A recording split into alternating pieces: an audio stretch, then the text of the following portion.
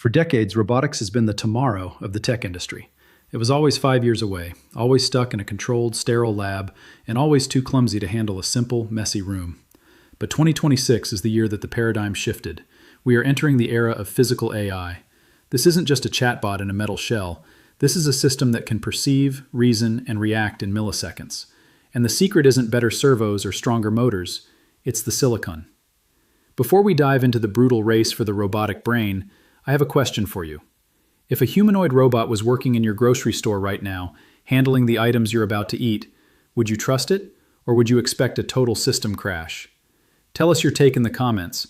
Are we ready to share our physical space with AI? If you're tired of the hype and want the raw, technical truth about what's actually powering the next generation of humanoid hardware, make sure you're subscribed to Tech Reporter.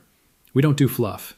We break down the silicon that matters. The core hardware breakthrough here is the transition from explicit rule-based programming to large-scale foundation models. In the past, you had to write a line of code for every possible movement, every angle of an arm, every pressure point on a gripper. Now, we are training massive vision-language action models that actually understand the physics of the world. But these models are heavy. Running them on a robot in real time requires a massive, unprecedented leap in on-device inference. This is why the hardware war is heating up. NVIDIA is pushing their Jetson Thor platform, but Qualcomm has just dropped the Dragonwing IQ-10, a fully integrated SoC designed specifically for humanoid robotics. Intel, not to be outdone, is deploying their new Panther Lake-powered Series 3 processors, which are specifically optimized for the OpenVINO physical AI framework. These chips collapse the complexity of high-speed vision processing, sensor fusion, and whole-body control into a single, power-efficient piece of silicon. This is a massive deal. Why? Because of latency.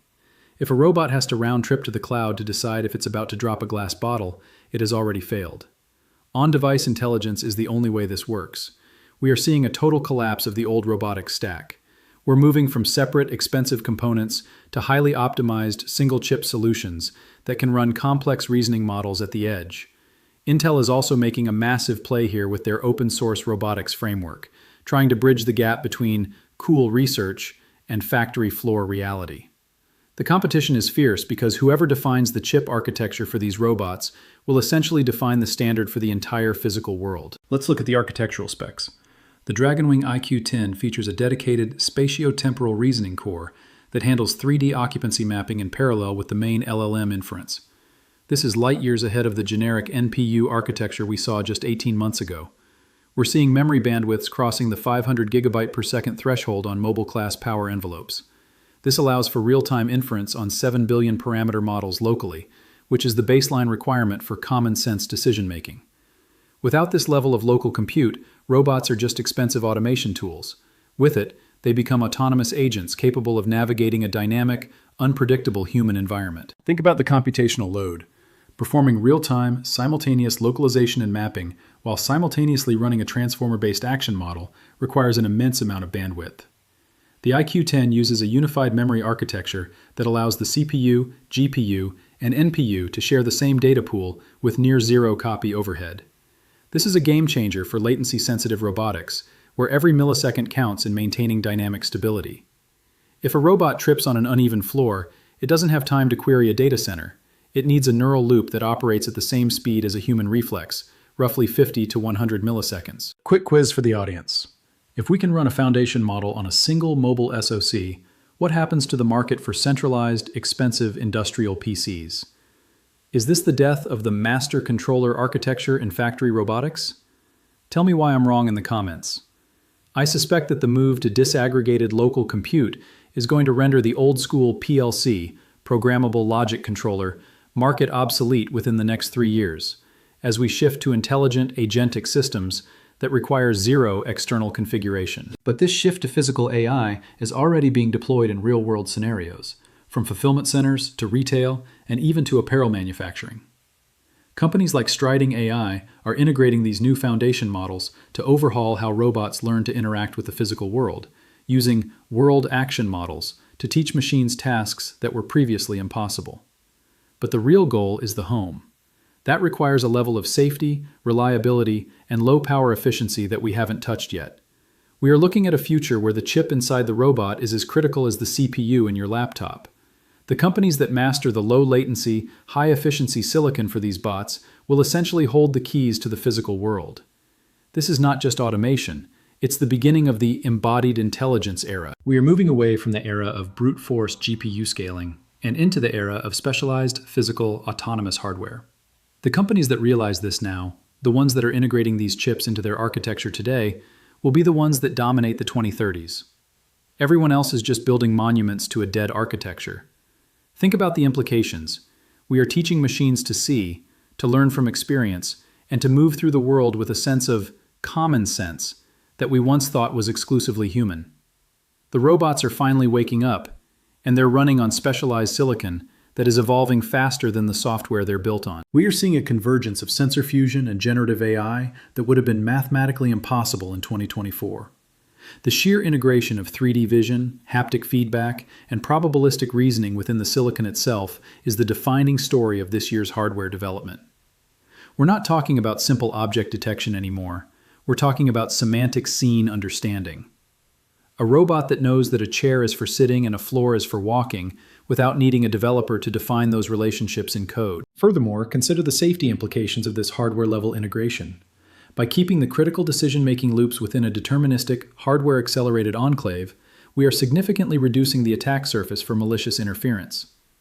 These SoCs aren't just processing data, they are validating the physical state of the robot in real time.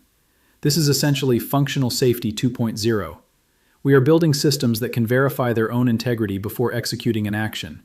That level of reliability is the final barrier between a cool prototype and a product that you can actually buy for your home. The economic implications are equally staggering. By reducing the bill of materials for a high-end humanoid robot, by eliminating the need for expensive, centralized control clusters, these new SoCs are bringing the cost of deployment down by nearly 40%. This creates a massive, scalable market that didn't exist 2 years ago. We are looking at a tipping point where the cost of a human-equivalent robot becomes cheaper than the life cycle cost of hiring a human for repetitive, hazardous labor. That isn't a future scenario. That is the internal modeling for companies like Figure and KUKA right now in mid-2026. As we look further ahead, we have to consider the generalization problem. Current robots are excellent at performing the tasks they've been trained on in simulation, but how do they handle the long tail of physical reality? How does a humanoid robot handle a spilled coffee on a rug? How does it navigate a cluttered room with a sleeping pet? The answer lies in these new world action models. These models don't just predict the next word or the next pixel, they predict the physical outcome of an interaction. They simulate the friction, the weight, and the momentum of the world before the robot even moves a joint.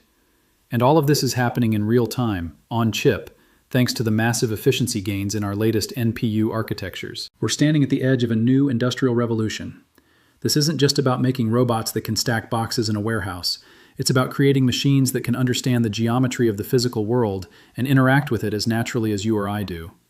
The hardware is finally catching up to the software, and the results are going to be more disruptive than anything we've seen since the PC revolution. So, here is the big question for the comments. If you had to bet everything on one piece of tech, traditional electronic scaling, or a total pivot to autonomous, on-device physical AI, what is your move? And why is it the only way to save the future of robotics? Drop your answer below, because if you aren't paying attention to the atomic scale, you're already behind. This isn't just tech news. This is the future of what it means to be human in a world shared with machines. Don't blink. The hardware war has only just begun. The silicon in your pocket today is the ancestor of the brain that will be walking through your living room in the next 3 years. Are you ready for the transition? The hardware isn't just getting smarter, it's getting a body. And that changes absolutely everything. If this deep dive gave you a sharper view of the hardware landscape, hit that like button and share this with someone who still thinks robotics is just science fiction. Stay ahead of the curve, keep watching, and I'll see you in the next one, right here on Tech Reporter.